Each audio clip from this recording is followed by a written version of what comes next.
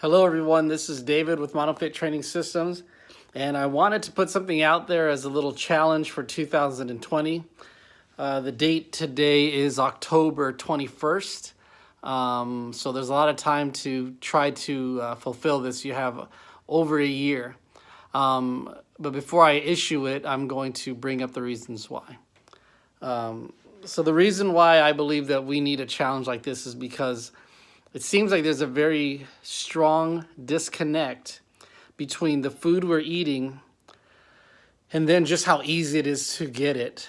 So if you guys wanted to go eat chicken or steak or fish, you could easily go buy it at a store. We live in Southern California, so there's a lot of different foods out here that are very easy to get, that are maybe things that people can't get so easily on the East Coast or in the the middle of the United States. But then that being said, in other parts of California and other parts of the United States, other things are more easily you can acquire things a little bit more easily. Like deer meat was probably, or venison is probably a little bit more.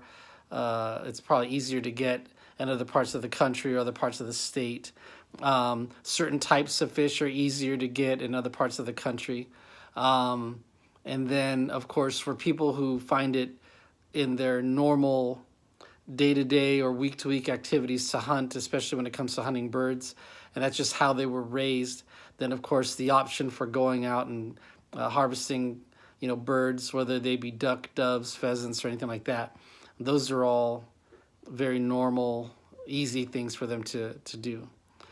But my issue is, it is so easy to go buy steak, hamburger, turkey, whatever. It's so easy that people just do it and they don't really think too much about it. And I'm not being anti-meat or anti-animal or it's anything like that. I'm just saying, put a little bit more thought into it. There's a lot of waste that happens with going to a restaurant, going to the market, buying beef, not eating all the food, buying chicken or whatever, not eating all the food, and then you just simply toss it. And you throw it away because you didn't eat it all. Maybe you made too much of it, or maybe you just weren't hungry, or you burned it. I don't know.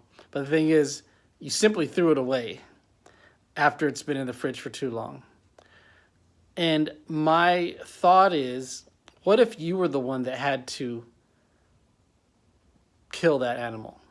So if you were the one that had to go out and hunt for that bird, or go fishing, or go hunt for that deer, or any other animal that you might hunt for, whether it was a wild pig or something like that. If you're the one that had to go get it, well, that changes the way you wasted it. Now imagine that's what you had to do, period. Would you be wasteful with your leftovers? Would you even have leftovers? Would you be a little bit smarter about the way you prepared your food? So the challenge is this: for 2020, and actually this, if you're a fisherman, if you're an angler, this really is not really going to apply to you because you've already done this. But the challenge is to go out and get your own food. If you're a meat eater, if it's fish, go out and catch a fish and you clean it. You gut it, scale it, fillet it, or if you don't want to fillet it, you can cook it whole, and then you eat it, right? But you don't go buy it at the fish market. If you are into marksmanship, or possibly a hunter, or you have your hunting license but you've never actually gone hunting, just do it once. Go out there and start small, I would think, and go with birds. I don't know that it's I've never hunted, so I don't know what it's like to go out there and have to dress a deer after you've shot it. I don't know if, how difficult that is, or if it's easy or not. But either way, just once within the next 14 or so, 15 or so months, do all of it yourself. I think what will happen is you'll find yourself in a different relationship between what you eat and what you throw away. I believe that we waste a lot of food. I believe that we are over consuming certain types of food. I believe that everybody can't be right and everybody can't be wrong.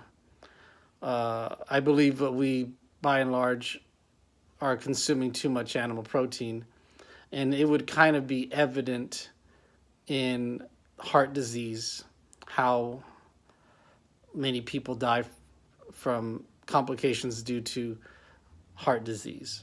So if you don't agree with what I'm saying, that's okay. You don't have to take the challenge, and you don't have to participate.